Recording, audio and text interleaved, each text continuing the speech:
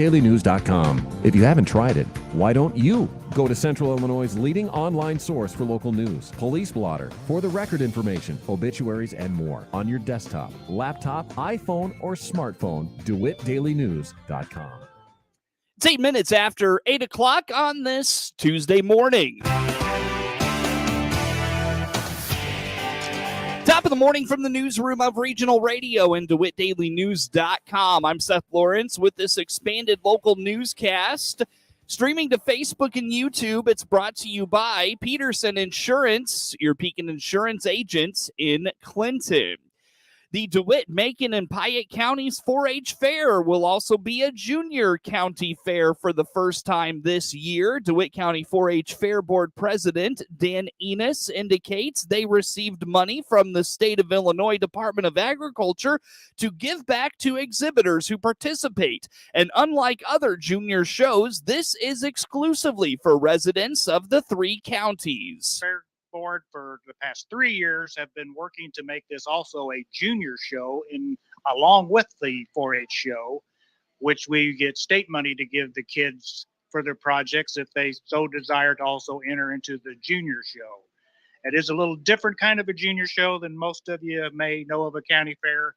This is a closed to Payet, Macon, and DeWitt residents only, or if you've joined one of the 4-H clubs in this 3 counties, you may participate. There is an entry fee, but the state does give us money like any county fair to give back to the kids. So most of the kids, for every $5 they give me to enter, they're going to go home with a lot more than that to really make it worth their while of all the work that they put into their projects. Enos notes this was a 3-year process in the making due to the legislative process, which is required to be signed by the governor. He says, although any project is potentially eligible, only livestock this year is participating. Yes, this is the very first year. We've been working on it for 3 years with the Department of Ag.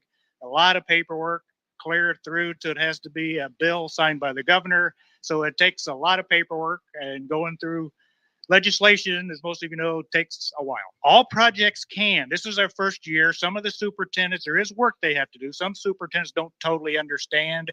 Most of the livestock do because they go to county fairs all the time, all summer long, and they understand how it works. So the horses, poultry, beef, goats, sheep, and swine are the only ones that want to do it this year, but it can be all projects. As long as the superintendent wants to do the work, the first year you do have to raise the money you're giving out till the state reimburses you, which a lot of times takes a year. So the first year, you got to do some fundraising to raise the money and to pay the kids that year.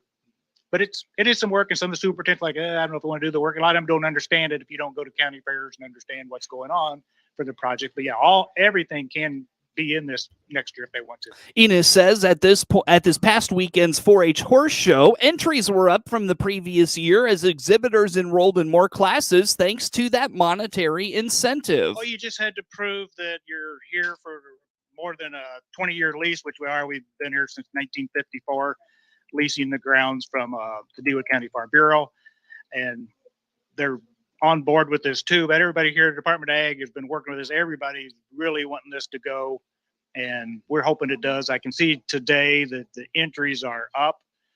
A lot of the classes kids never usually tried at the 4-H because they're not real good, but now they're saying, hey, I might as well try it, and also because I entered then in the junior show to earn some money and worth there I'm trying. Now the junior show, you enter at check-in. So if you have beef, swine, poultry, sheep, or goats, you will sign up when you check your animals in for 4-H. There'll be a superintendent there ready, and paperwork you got to fill out again, and an entry fee, and they're different for the different ones. The payback is in your 4-H book. If you look clear in the back, you already know how much you're going to get paid for the placings, and the entry fee's in there.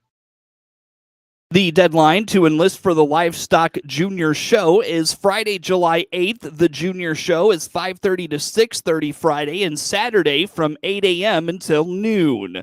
The Next Gen 911 has been on the radar of first responder administrators for several years, and a request by DeWitt County's 911 director will help usher in that change. At the June DeWitt County Board meeting, DeWitt County CENCOM director Tony Harris requested replacements for the 3 consoles in the 911 center. He says there is a console currently that does not work well, but in addition to that, those are used 24 hours a day, 7 days a week, and have been since they were installed in 2014. I'm asking to replace the 3 consoles that are currently in dispatch. It's the 911 consoles.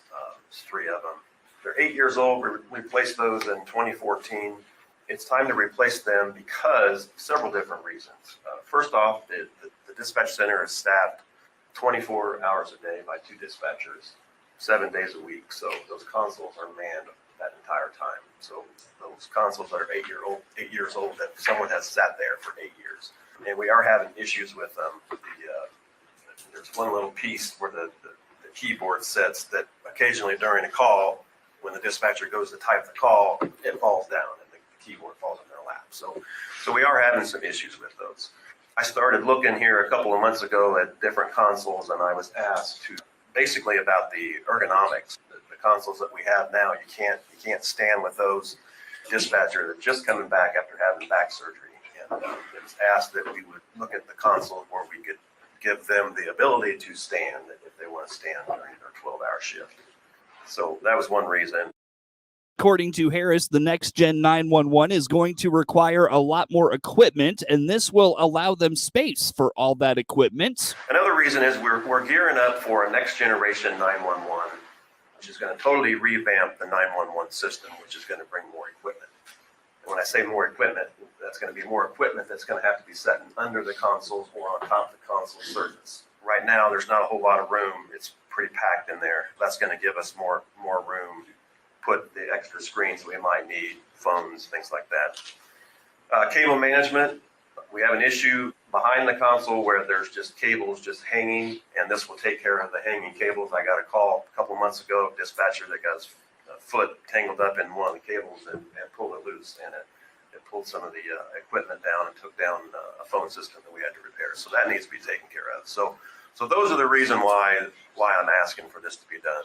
And the time frame is pretty quick because of the issues with the keyboards falling down, and come fall, that's when we're going to start moving the entire system over to next generation 911. And I would like that all to come together at the same time. As mentioned a few weeks ago on regional radio following the June meeting, Harris's request turned into another debate on use of ARPA funds, or the American Rescue Plan Act funds. Sheriff Mike Walker, though, emphasized the importance of this request. Something else that Tony hasn't brought up with this too, that a lot of people don't understand, is we're back up to other 911 centers who are in response, turn around, we back them up, they back us up. So if we don't have the equipment to do that, then there's a possibility we could lose our backups.